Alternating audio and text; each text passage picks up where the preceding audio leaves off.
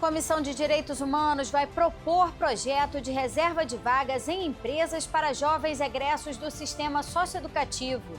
Edição 2025 do diploma Eloneida Studart de Cultura tem inscrições recorde.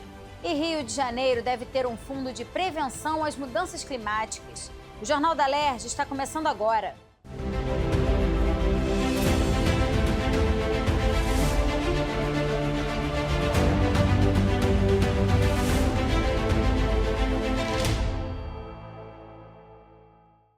Boa noite. A Comissão de Direitos Humanos da Alerj vai propor uma alteração na legislação estadual que trata da contratação de jovens aprendizes por empresas públicas e privadas para garantir parte dessas vagas a jovens do sistema socioeducativo. A ideia surgiu na audiência desta terça-feira, que discutiu o plano decenal do sistema socioeducativo. Durante o encontro que reuniu representantes do DEGAS e da Defensoria Pública, de movimentos sociais e dos poderes executivo, judiciário e legislativo, inúmeras questões foram levantadas, especialmente para garantir um futuro digno e acessível aos jovens egressos do socioeducativo. Entre as propostas, a deputada Dani Monteiro, presidente da comissão, afirmou que vai criar um projeto de lei para garantir que parte das vagas do programa Jovem Aprendiz no Estado seja destinada a adolescentes e jovens que cumprem ou já cumpriram medidas no sistema. A gente tem uma lei da aprendizagem estadual no Rio de Janeiro. Dentro dessa lei, havia uma previsão no seu texto original de um percentual de vagas destinados ao socioeducativo. Então, a conta é bem simples, né? Nacionalmente, se uma empresa tem 100 trabalhadores, 10 deles têm que ser jovens aprendizes. A gente pede que aqui no estado, desses 10 jovens, seja do socioeducativo, ou seja, 1% das vagas das empresas que têm acima de 100 funcionários. Parte disso já está prevista na legislação nacional e a gente quer regulamentar isso na legislação estadual. Outro ponto que foi muito discutido foi a priorização do cumprimento da medida em meio aberto. Segundo a representante do Conselho Estadual de Defesa da Criança e do Adolescente, responsável pelo processo de revisão do plano, essa medida já consta inclusive no Estatuto da Criança e do Adolescente e no Sistema Nacional de Atendimento Socioeducativo e precisa ser, de fato, implementada. Porque priorizar o meio aberto é, inclusive, priorizar o que está escrito no Estatuto da Criança e Adolescente, que é essa a prioridade. E quando a gente fala do SNASE, né, do Sistema Nacional de Socioeducação, a gente está falando das 7 medidas. São 7 medidas, está no Estatuto e está no SNASE, são 7 medidas, 2 de meio fechado. Todas as demais de meio aberto. Então, numericamente, já há uma priorização. Então, precisamos agora, na prática e na realidade, fazer com que essa priorização aconteça efetivamente. O deputado federal Tarcísio Mota também ressaltou que as leis já existentes precisam ser cumpridas, como a garantia de medidas alternativas em meio aberto, por exemplo. Ele também lembrou que é fundamental que os planos sejam articulados entre si, a nível nacional e junto com as áreas da cultura e da educação. E aí eu acho muito importante que, por exemplo, a gente articule os planos.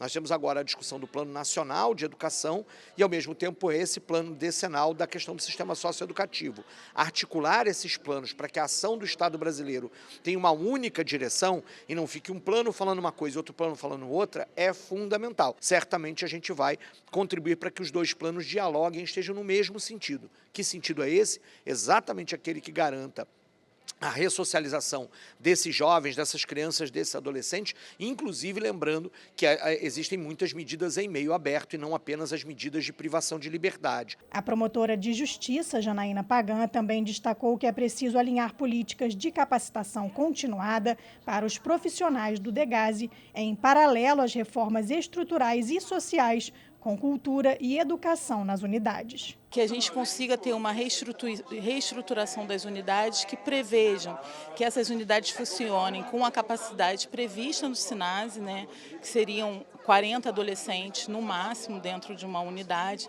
e que seja previsto também que todas as atividades que sejam garantidas para esses adolescentes. Então, a reestrutura da unidade passa por isso, garantir a escola, garantir atividades no contraturno escolar voltados para a cultura, né, voltados para oficinas profissionalizantes. Então, a gente entende que isso é fundamental. Veja agora no nosso Giro de Notícias.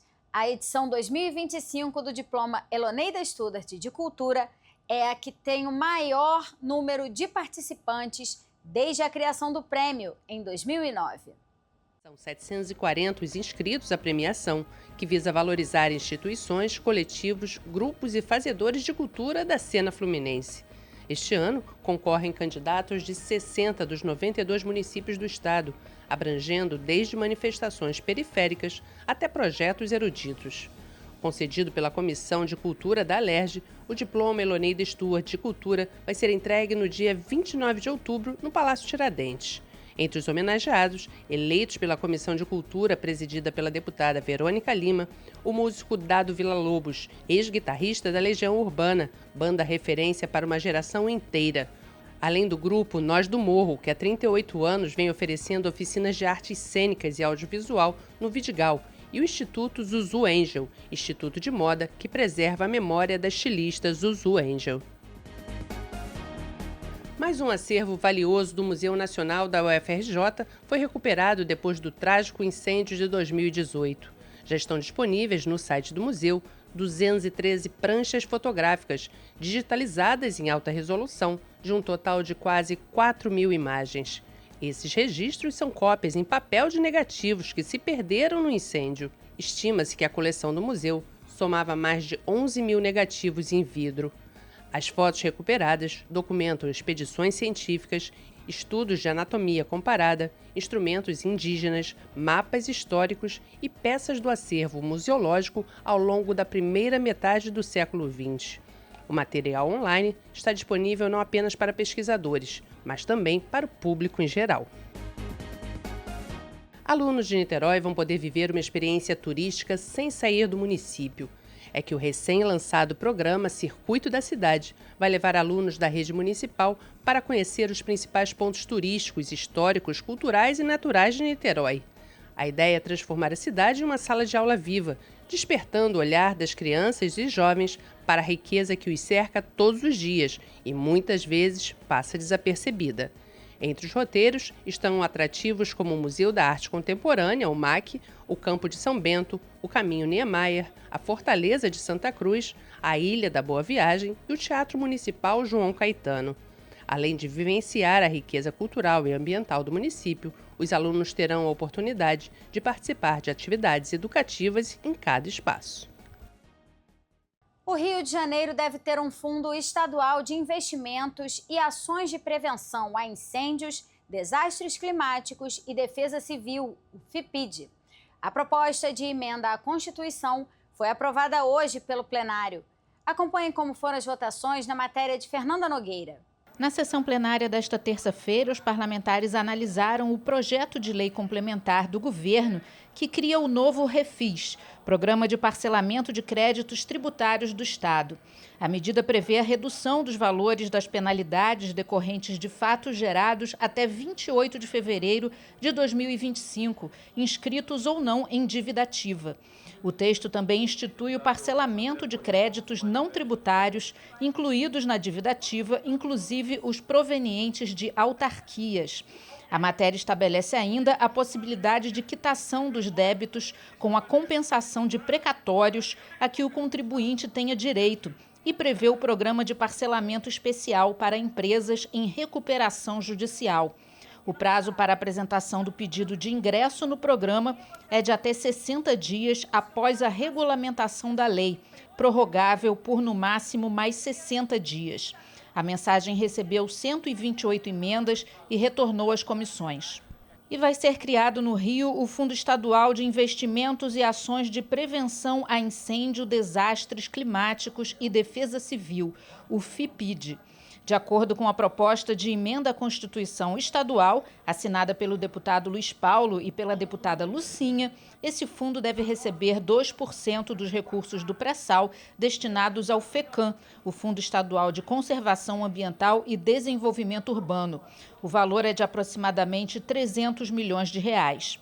A proposta de emenda à Constituição foi aprovada por 60 votos e vai ser promulgada aqui na LERJ. O autor da PEC, deputado Luiz Paulo, explicou que deve ser aprovada uma lei complementar para regulamentar o texto. É uma PEC, será promulgada pelo presidente da Assembleia, deputado Rodrigo Bacelar, mas faz-se necessário, e já está apresentado, já passou na CCJ, de trazer à pauta agora o projeto de lei complementar que regulamenta a matéria, para que efetivamente a gente conclua isso tudo agora, no mês de novembro, para que possamos já inscrevê-la enquanto recursos no orçamento de 2026 que está aqui na casa agora.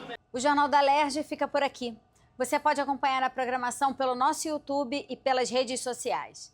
TV LERJ, o canal do povo. Uma boa noite para você e até amanhã.